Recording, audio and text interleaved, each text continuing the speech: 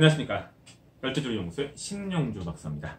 자, 이번 시간에는 앵무새 번식농장 사업을 진행하는 데 있어서 사업계획서를 어떻게 준비할 것인가에 대해서 알아보도록 하겠습니다. 이 사업계획서는 저희가 별도로 사업계획서 견본을 저희 홈페이지에 올려드릴 예정이니 참고하시기 바라고, 오늘은 제가 그냥 육성으로만 말씀을 드리겠습니다. 자, 사업계획서의 핵심은 그 전에 사업계획서가 뭔데요?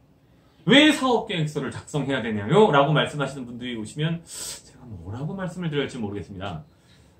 앵무새를 키우는 일은 취미 수준이라면 사업계획서가 필요 없죠. 근데 앵무새를 키우는 일이 사업의 개념이라면, 본업이든 주업이든 부업이든 거기서 어떤 경제적인 성과를 내고 싶으시다면 반드시 사업계획서를 작성하셔야 됩니다. 하다못해 A4지 한 장일지라도.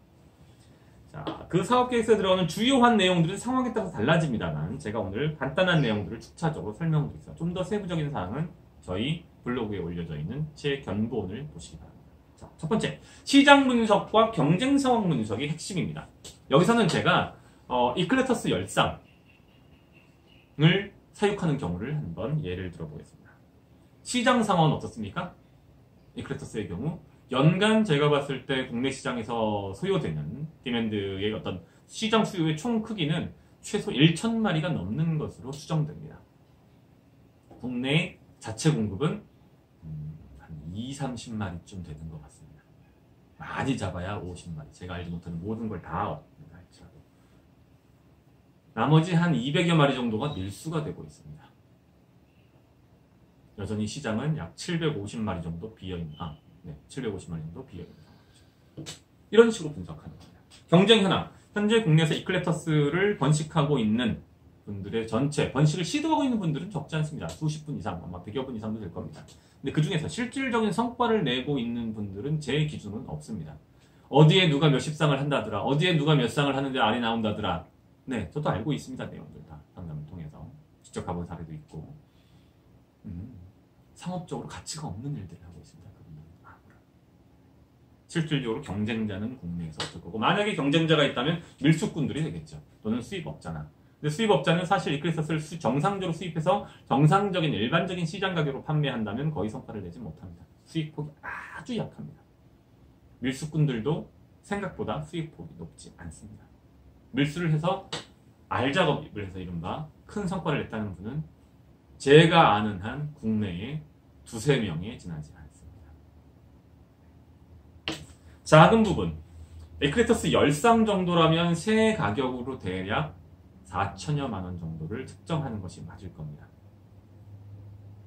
우수한 잠재력을 가진 정식 수입 개체라는 전제하에, 그리고 그 개체들을 담을 케이지가 있어야겠죠.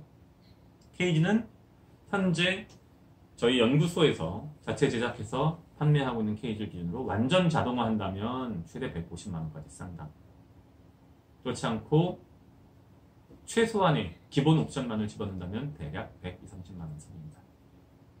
10쌍이면 10개가 필요하겠죠. 케이지가 그것만으로 끝나진 않습니다. 대형 커뮤니티 케이지, 초대형 플라이트 케이지가 필요합니다.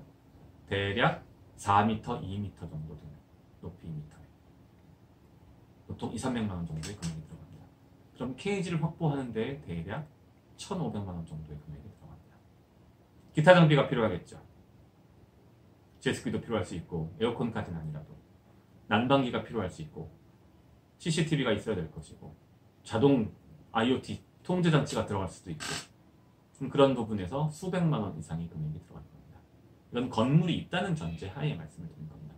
그럼 전체적으로 10쌍의 이클레터스를 확보해서 사육하기 위해서는 필요한 자금이 5천여만 원을 넘어갈 가능성이 높습니다. 만약에 40쌍을 키우신다 그러면 곱하기 4가 되겠죠. 자금을 어떻게 확보할 것이고, 얼마나 자금이 필요하고, 그 자금이 앞으로 어떻게 움직일지에 대한 프로젝션이 필요합니다. 설비 부분, 방금 간단히 말씀드렸습니다만, 최소한 기본적으로 개체별 케이지 플러스 알파 해서 초대형 플라이트 케이지, 즉 이른바 날림장이 필요합니다. 전 기본입니다. 새를 키우기 위한. 조명 있어야 되죠. 일반 조명 필요하고, 동시에 UVB, 즉 버드램프 필요합니다. 벤틸레이션, 환기를 위한 장비가 필요하죠. 냉난방 장비, 냉방까지는 알지만 최소한 난방 장비와 제습 장비는 있어야겠죠. 세척실이 따로 있어야 되죠. 먹이를 보관하기 위한 장소가 있어야 되고 그 안에 이런저런 다양한 중량 렉들이 들어갈 것이고 도어록이 필요하고 CCTV가 들어가고 그런 모든 것들 새끼가 나올 무렵에는 부화장치가 들어가겠죠. 지금 당장은 아니겠지만 그런 부분에 대해서도 면밀하게 검토하고 그것이 총 얼마의 금액이 산출되는지도 확인을 하셔야 됩니다. 본인이 가지고 있는 역량에 대해서도 확인해야 됩니다. 내 역량이 어떠한지, 내가 과연 이 일을 할 수 있는 준비가 되어 있는지, 내가 새를 살아가는지가 일단 기본이고 새를 살아가지 않는 사람은 절대 이런 일을 하시면 안 됩니다. 새를 살아간다는 전제에 그럼 새를 공부를 해야겠죠. 동물 전반에 대한 공부도 필요하고 새에 대한 공부도 필요합니다. 그런 것들을 내가 어떻게 확보할 것인지, 새에 대해서 누구에게 배울 것인지, 어떤 책을 볼 것인지. 말도 안 되는 밀수꾼이나 말도 안 되는 사기 유통업자의 말을 듣고 덥석, 제가 방금 했던 강의에서 말씀드린 것처럼 아무런 경험 없이 초대형 매커우를 들여놓으면 망하는 수밖에 없습니다. 그건 그냥 끝입니다.